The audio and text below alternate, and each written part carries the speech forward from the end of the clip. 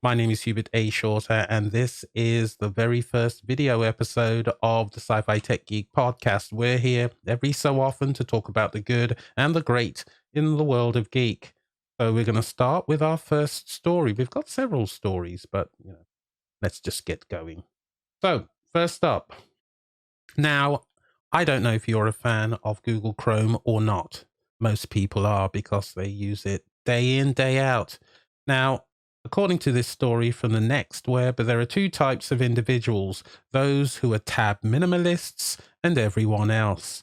Now, the long and the short of it is that they are going to be grouping together tabs, or at least giving you the ability to group together these tabs in a rather interesting way. Now, the long and the short of it is that it probably isn't going to make any difference to your life unless you've got some sort of issue with tabs. I don't. But it's an interesting feature that's going to be rolling out to Chrome, the Chrome browser, around this time next week. By then, everyone should have it. So look out for it.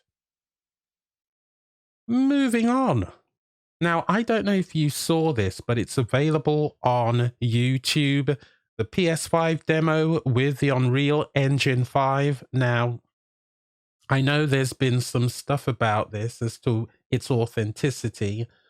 Look, it seems to me that this is genuine, but more importantly, it's absolutely out of this world. It is now photorealistic, and I actually think this is something that's going to be a big part of gaming in the future. So I'm more than happy to see this, and I'm sure it's actual footage. It certainly looked like it was coming off a console, but you may argue, well, how could you tell? It just feels right to me. Anyway, this is all very good for those people, especially who are getting a PS5. Now, the Unreal Engine 5 is not necessarily something that's going to roll out with the release of it, but it is something that we're going to keep our eyes on. So that's exactly what we're going to do. Okay, moving on. Now, I don't know if you're a big fan of The Mandalorian. I certainly am. And you may have heard that Katie Sackhoff from Battlestar Galactica has been cast to play Bo-Katan Kryze. What's interesting about this story is, of course, that she played the character, or at least voiced the character, in the Clone Wars as well as Star Wars Rebels. So it's very interesting that she's now going to be playing the character in live action, so to speak. She, of course, has now joined Tamara Morrison, who's going to be playing Boba Fett, who previously played Jango Fett in Attack of the Clones, and Michael Biehn. If you haven't watched The Mandalorian, why not? It is actually one of the best things on Disney Plus right now. And of course, season 2 premieres sometime in October, so look out for it. Okay, moving on. Now, I don't know if you are paying any attention to The Walking Dead anymore. It's certainly lost a lot of viewers, and in spite of all of this, they've decided to come out with The Walking Dead World Beyond. Now, the interesting thing about this story from sciencefiction.com is that it was supposed to have premiered around April the 12th, but of course, because of COVID-19, things have been shut down.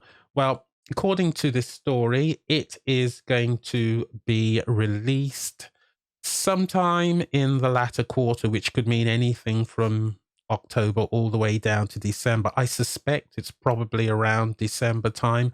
Something to look out for. I'm going to watch the first episode and see what it's like, but my expectations are incredibly low. So there you go. Now, the next story is perhaps the best story.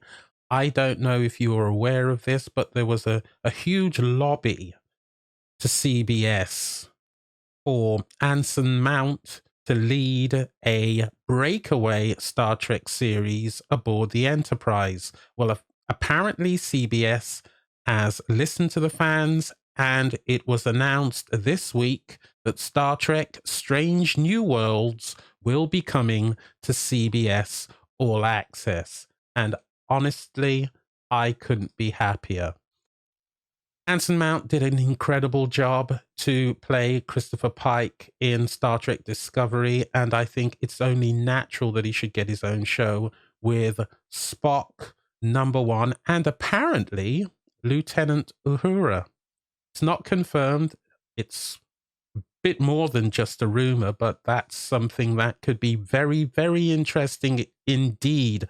I'm really looking forward to this. Great fan of the TV reboot of Star Trek. And our final story is all about Avatar 2.